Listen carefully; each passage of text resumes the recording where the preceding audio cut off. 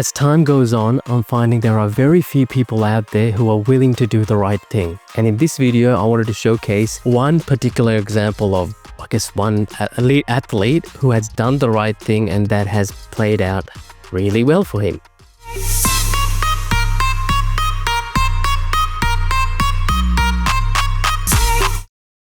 That person is Novak Djokovic. Hi, my name is Opie.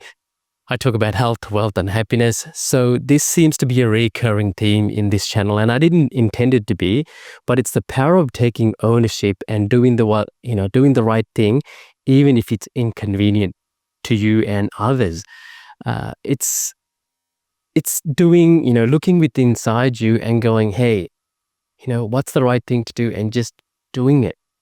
So the story of Novak in recent years, he ended up coming to Australia. This was the point during lockdowns were in place and they were looking for people's vaccination status.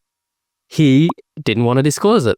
That was his choice. And believe it or not, majority of Australians supported him. The villains, if there was in this particular scenario, was, no surprise, the government. The government treated him very poorly, unfortunately. He was an international guest, an elite athlete, and he's always conducted himself quite well. Obviously, he's gets very passionate in the court, but that's fine. And later on, when this played out, they asked him, Novak was asked, this could stop you from becoming the greatest athlete in tennis of all time. Are you sure you want to make this decision? Are you okay with this? And his answer was, yes, that's fine. I'm paraphrasing here, but his answer was, that's fine. Because my values and morals and what I believe in are worth more to me than anything else.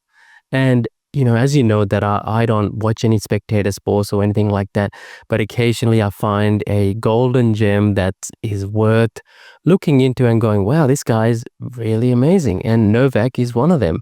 So, particularly from a moral stance point of view, I admire the fact that he's got the courage not only to stand up for himself, but in recent years, he stood up for the Serbian people as well when they were out there cheering him on.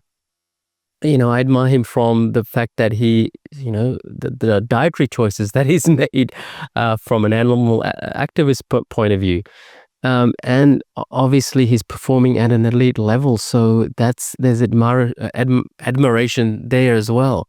So circling back to this, was he right? Was he right to make that decision several years ago?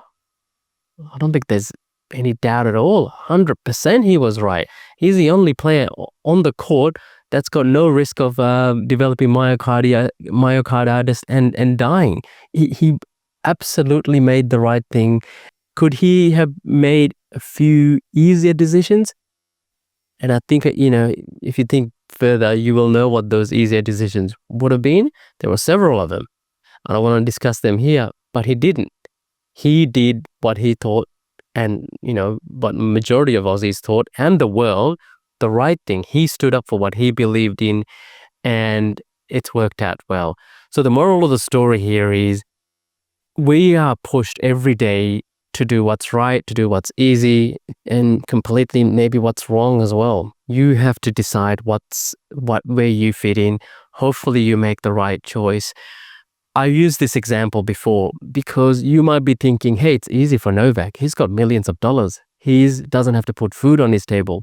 As in, it's easy for him to put food on his table because he's not living paycheck to paycheck.